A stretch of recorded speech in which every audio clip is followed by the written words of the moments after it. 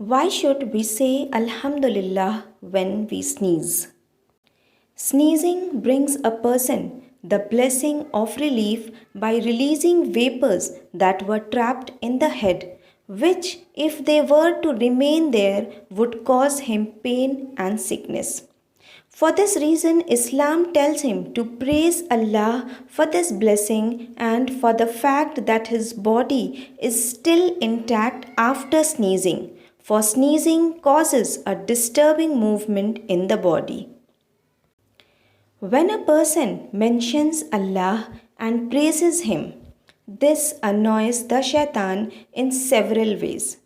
Number one, the act of sneezing itself, which Allah likes. Number two, his praising Allah for it.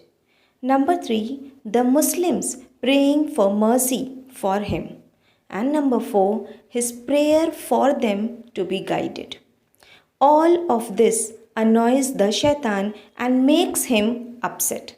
So the believer is told to rejoice over this annoyance of his enemy.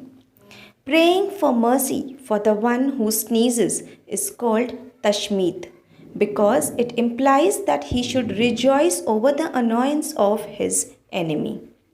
This is a good meaning which people should bear in mind when they sneeze or say Yarhamukallah to the one who sneezes, and they should appreciate the blessing of sneezing for the body and the mind and understand why Allah likes it.